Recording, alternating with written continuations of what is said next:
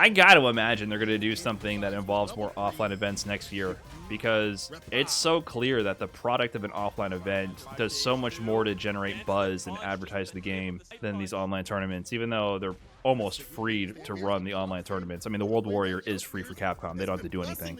Well, it's free, but they also lose money, don't they? Offline always has shops and all to sell stuff. Yeah, but they don't run the events normally. So normally, all the events that you used to watch prior to 2019, they were grassroots events that Capcom would then grant the title of being a premier or a ranking based on their size, right?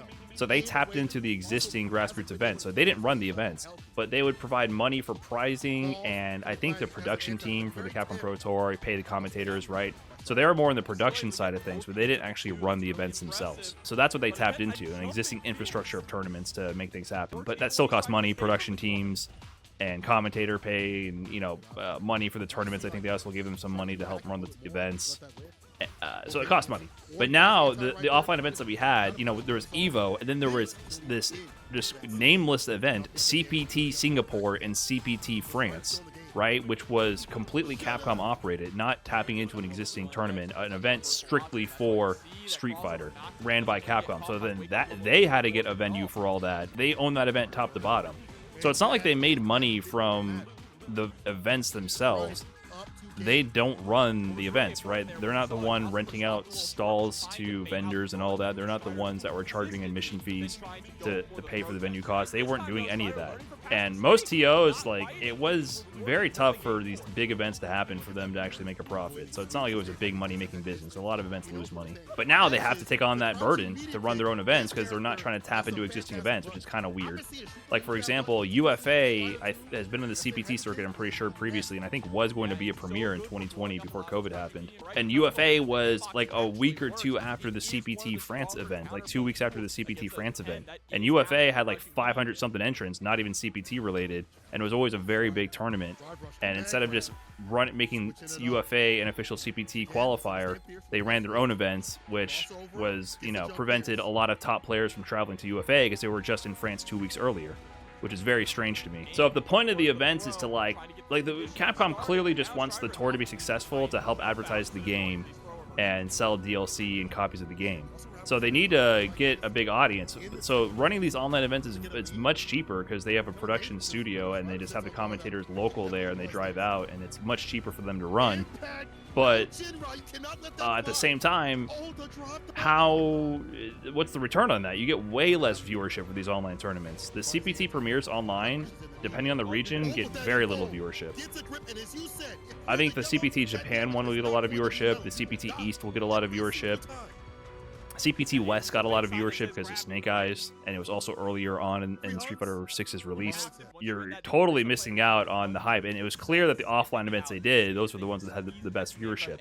But also they had less viewership than possible because they weren't also during NA hours. They were, Twitch is primarily an NA audience, so it was at bad hours for the Twitch audience, and there was less of a continuous storyline build up to that, so people weren't aware that these events are happening, and a lot of people didn't know that they were going on, and they kind of tuned out with the noise of so many online tournaments.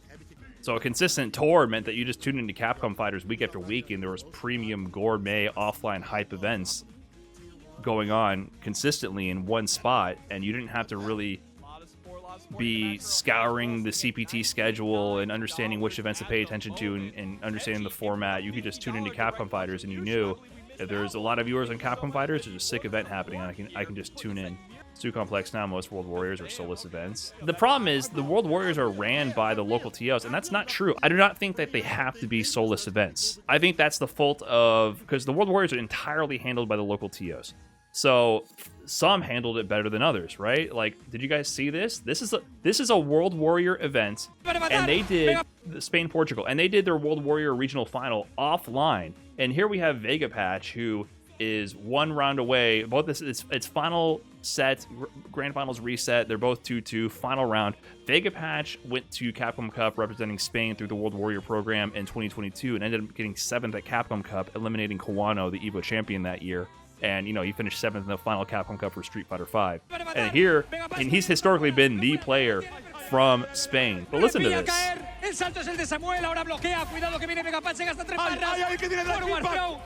Aguantando el salto es bueno, pero la tiene de Megapatch mejor. La esquina y este puede ser Shayna Drop. No puede ser atropellado. ¡No me lo puedo creer! ¡No me lo puedo creer! Megapatch que viene, prefabricado se queda corto. Recupera la barra aquí, Samuel tiene drive, todavía no hay chip damage. Megapatch está un pixel, vamos a ver qué puede hacer Samuel. Aguantando y el ¡Se va! ¡Se va la Capcom Cup! ¡Samuel! ¡Samuel! ¡Se va la Capcom Cup! ¡Lo ha conseguido! ¡Lo ha conseguido! ¡Se va! Vegapatch has been the guy from Spain for all of Street Fighter V's lifespan for many years. The rest of the world did not know about the other players from this scene, and now a new player has taken down the reigning champ, and he'll be the one for Capcom Cup, and it sounds hype as shit, right? So I understand that, yeah, not every regional final is it feasible to do them offline. I'm not saying that they should all do that. But what I'm getting at is the format itself does not have to be soulless. That's all I'm saying. It's up to the regional finals organizers to make it not soulless. And that involves doing like better production, maybe having webcams required, doing something to provide more of a human element, commentators that are hype, understand the storylines and really care. Imagine hearing that commentary even if it's online. I think the point is there was a legitimate storyline here and there was legitimate emotions involved. So if the commentators don't give a fuck about what's going on and they're bad commentators, it's going to be really bad for an online tournament. So the problem is most of the regional finals are done by local TOs with local talent, and most of them are just, you know, they're not necessarily the best people for the job. They're just who's available. You know, they're doing it pro bono for free. So it doesn't have to be soulless is my whole point. Because it's supposed to tap into local talent, but a lot of the regions are also very big, so they're also very disconnected. I think the Spain community, it works there especially well because they're very tight-knit. But yeah, doing Texas to Milwaukee, right? Like, what connection does Texas have to Milwaukee?